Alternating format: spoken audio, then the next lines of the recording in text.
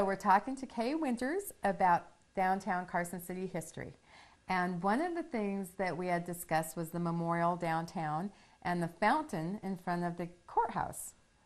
And so Kay, tell us about that story. Well, the children used to love to walk by there because people actually did use it as it was designed.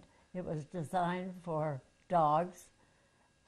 Children could drink there, but we didn't feel it was very sanitary because actually it was for horses as well. And my father-in-law rode downtown on his horse a huge amount of time, and I saw him there numerous times letting his horse have a drink. So the kids could swim in there, but not drink out of there. Okay. Anyway, it was something that the children just loved. I'm hoping that we could get that reinstated. That would be so great to have Wouldn't that up it? and running. And we've talked about it before. At least for Nevada Day, the horses would have a place to go drink, you know? That's right. So was there ever any issues with it as far as freezing over in the winter or anything? Or Not to my knowledge. So I wonder don't why think- it stopped running. Do you know? I don't have. Maybe because of water shortage, or they felt it wasn't necessary. Goodness knows. Nobody rides downtown on a horse anymore. But people used to. They don't. I heard those stories, and I was at one time decorated the Bliss Mansion, and we were talking about the horses that they'd leave the windows open and the horses would just run through the house. It was really quite interesting. The governor's mansion, you're talking about a TV that you would all get together and go there and watch television? Oh, well, actually, my third or second daughter was involved in numerous 4-H projects. She in particular was involved in the sewing part, and there was a contest of make it yourself in wool, which meant you made an entire outfit including the hat. She won the regional contest, so she was sent to Chicago for the United States contest. And we were very excited, of course, about her going, and I would love to have gone with her, but I had children at home, and we had a ranch to run, so we had to let her go with the chaperones from Nevada.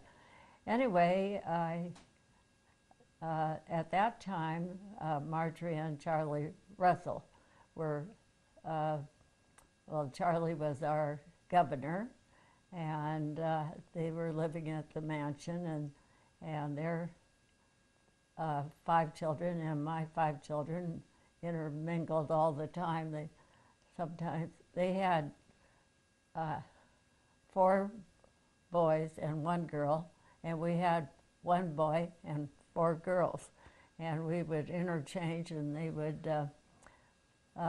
sometimes all the boys would be sleeping at my house and all the girls down at the mansion. Anyway, Marjorie and Charlie had the only television set in Carson City. They brought it from Washington, D.C., where he had been the congressman prior to his being governor. And they were watching the news, and suddenly they were told that there was a contest in Chicago and that they would be showing scenes from that contest. So Marjorie called me, and I just ran 2 blocks down to the mansion, got there in time to see my daughter showing her Make It Yourself in Wool contest outfit. I was so thrilled and so excited. It was wonderful. Oh, it would have been. It would have been. Tell me about those TVs. I kind of remember, were they kind of small and round in a pink box, or how'd that They weren't look? very large. They were about like that. The next TV that came to Carson was with Flora and Dick Graves when they moved to Carson. They brought one from Boise with them. And nobody else in town had a TV. Wow. So there were 2, and they were just across the street from one another, too. And we had one movie theater. Of course, we only got really one now, don't we? That's right. And on Saturdays, they had matinees, and usually it was a Western or a child's type movie, because that's who went to the movies on Saturday afternoon. And then in the evening, there was one performance, and I don't recall any really very good movies going on at that time. And usually they were adult movies anyway. So. Yeah, in those times too, we were real careful about the parents were what the kids could watch on TV. So, you know, it wasn't like now where you have all these ratings. And I was watching a Western movie the other day as I was skimming through the TV, and I was truly amazed at these shows back then and how violent they were. I mean, they really were, you know, and it's like, Lord, I mean, this was way, way back when, but, you know, it was all about shooting them and whatever. That's right. Well, actually, we were a little concerned because our children told us that sometimes the theater was so crowded that there were 2 and 3 children sitting in seats. So John D. and I decided that we would go and look for ourselves and see if that was really so. One Saturday afternoon we went, and it was a Western, and our children were sitting way in front of us. They didn't know we were there. It was a shoot 'em out Western for sure. And my son used to have a toy holster and a cap gun, and he had that on at the theater, and we heard Marianne, his oldest sister, say, "Shoot them! Shoot that man, Misty!" And we were afraid he was going to try. So John D. went down and let him know we were there, and he thought he better take the cap gun home. So we did, and he was really unhappy with it. But yeah, in those days, that's what we did, you know, ran around with little guns or little cap guns. And right. Yeah, that was signs of the times for sure. So Rotary, so you had taken in a student, I believe. Well, actually, this all started because friends of ours moved from Atherton, California to Nevada, and they had the Empire Ranch, which is now the Empire Golf Course. And she was active in the American Red Cross, and she established it in Carson City. We did not have a Red Cross here. And they had a swimming program where my children all learned to swim, which was great. And then they also sponsored the American Field Service. And that was exchange students from all over the world that would gather in some area. And it turned out that she asked me if they could gather at our home, because our home was large. We had 7 bedrooms. Of course, they were occupied, but anyway, we had room enough to take in some of these students while they were gathering over a period of a week to, maybe 2 weeks' time. And we would, they were from all over the world, and we were in the western region, and we would take them to Lake Tahoe, Virginia City, and all around to show them our part of the country. And then they would go on their way on a certain date. And many of our friends were Rotarians, as well as my husband, and they would help us by letting some of these students stay at their home, because we couldn't house them all. And we did feed them all, however. Being a ranch wife at that point, I was able to do that. Anyway, the Rotary International Rotary had a meeting in Innsbruck. At that particular time, they were deciding where the next Olympics would be held. And Innsbruck and Squaw Valley were contending. And they announced that and there was a group of Carson Rotarians at this meeting at Innsbruck. And when they announced that Squaw Valley had won the honors for the next Olympics, Innsbruck Rotarians were beside themselves. And so our little group of men, who was the mayor and several of the city councilmen, decided that if they sent a student to Carson City, that they would see that that student was able to go to the Olympics every single day and take part in whatever activities he could, as well as seeing all the events. That they sent a young man from Gmunden, Austria, and he was to stay with the Rotarians for 2 weeks in various homes, to which he did for a short period of time, maybe a couple of months. And then when he came to stay with us, he refused to leave our home and said, "I'm not going to go and stay with anybody else. I like being here." And he was very adamant about it. We established a wonderful relationship with him. He went on to college and became a hydrologist and did wonderful work in Africa and in Mali, helping the natives to understand their water system.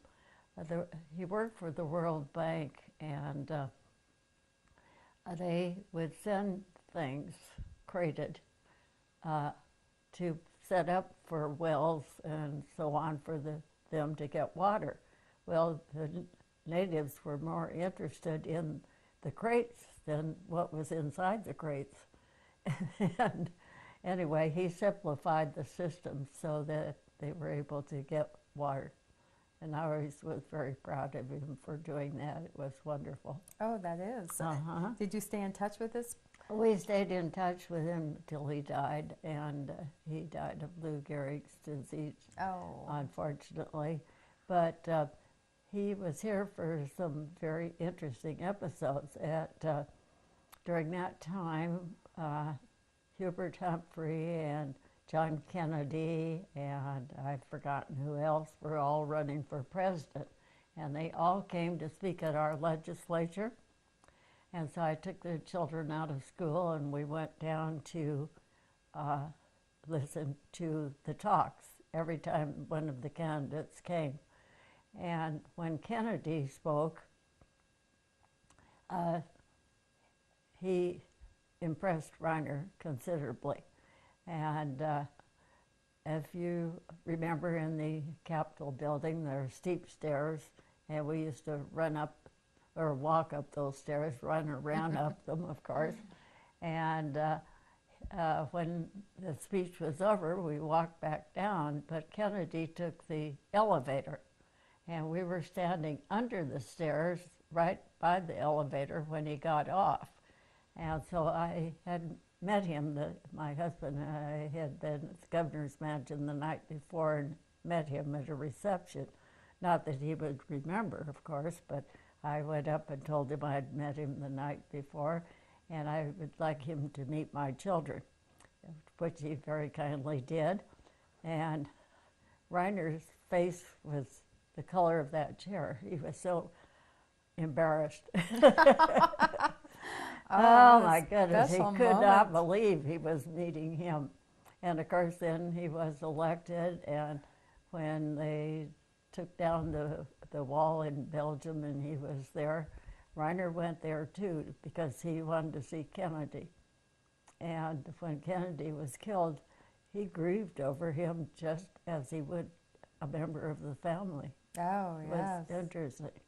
Oh, wow. How sad. And then we had we had moved from Carson to this ranch, and we had a young lady who was from New Zealand, and she was of a family that ranched there, and her father had purebred Herefords.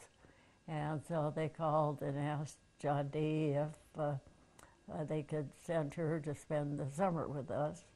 They wanted her to see how American ranching was. And she spent that summer with us, and we've maintained our friendship ever since, Oh, which has that's- been wonderful. Yes, it is. Uh-huh. Well, and Kay has also been involved in working on essablishing the parks in Dayton. The one as you enter Dayton, and the state park, you said. Yes, actually, when we moved to Dayton, we wanted to become involved in the little community and get to know people. And first thing we knew, we were on boards. John D. was on the town council, and they asked me to be the park and recreation director for this part of the county. And I noted that the old Highway 50 was west of the new Highway 50 that they had put in Dayton, and there was a little triangle of ground there that was just rubbish. And I thought how nice it would be to have a park there. And I was able to convince the county Park Commission that that was a good idea, and we have a lovely little park down there that is full of people. Even yesterday I saw somebody using that park. I was amazed. It was cold, Yeah. but the children were on the slides, and in the summertime it's very, very popular. There isn't a day that you don't see people picnicking there. Actually, we built the park with all volunteers. Everything was given to us, and not through the county. We raised funds for it, or people would just volunteer to do things like building barbecues and benches and picnic tables. And actually there were several retired servicemen who got together and said, we need more trees in that park. There were some old cottonwood trees, but they planted new trees, which are quite large now. And we were very fortunate. Then I also was able to get land from the BLM to put in Little League baseball. The kids were playing baseball in the street. That wasn't really the best thing in the world. And so they built, through volunteers again, they built baseball parks for not only the city, but they joined the school area so that they could use them as well. And then I saw some land that was in litigation, I found out, with the state. It was owned by the state, but they had some problems with somebody on it. And I talked to the park commissioner, state park commissioner, and asked him if there was any possibility of getting that land for a park in Dayton. And he said, well, it's too small. And I said, well, it's only land that's available along the Carson River, and I think it really should be a park. And then I found out that actually the Rock Point Mill across Highway 50 was part of that property. And when I told him that this historic spot was included, he said, oh, well, maybe we could do something about that, to which they did. And then maybe 15 years ago or so, they were working on the highway here in Dayton, and I had visions of a tunnel under the highway from the park to the Rock Point Mill. And so I immediately called the highway engineer and discussed it with him. And then I called the park commissioner and talked to him about it. And I talked to Joe Dini, who was our assemblyman. And we have a tunnel under the highway. You do? Yes. Oh my gosh. And it's so much fun to walk under there. The kids love it. Oh, that is wonderful. Uh-huh. Well, But it was Joe Dini who actually was the person who saved that property for us, because I went to the legislature every day while they were discussing this, and it was towards the end of the legislative session. And finally one day Joe said, "Kate, you don't have to come here every day. You're going to get that park."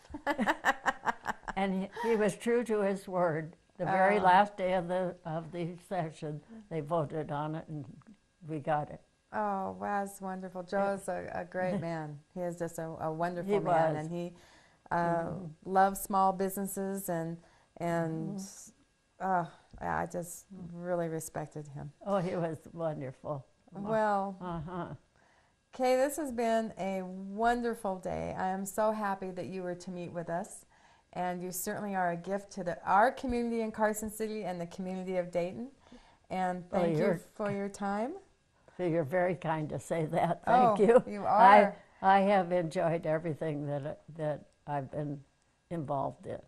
I feel it's been a privilege, and I've worked with so many young people like you now, and all of you, and you're what makes my life, actually. Well, I've heard a lot about you over the years, so it's really an honor to get to know you. And again, thank you so much for your time and for doing this interview. Well, it was my pleasure. Okay. Thank you. Thank you, and we'll see you again on Carson Memories.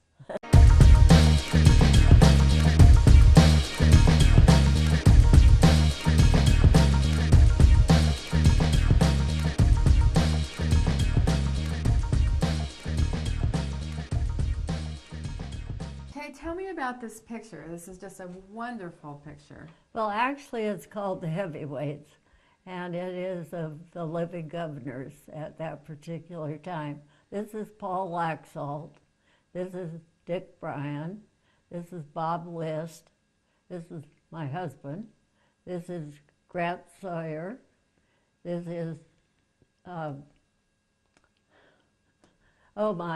Charlie Russell and Michael Callahan. And what initiated this? What prompted this photo to be Well, done? the Rotarians wanted a picture of the history of the area. And so they asked Steve Saylor if he would think about it and compose something. And this was his idea, actually. It's been lived in, and this is the one that had the cannons out front, for those of you that remember that. This is before the cannons. Before the cannons, yeah. And this is the Winters Home in Washoe Valley. Yes. Yeah, Theodore Winters.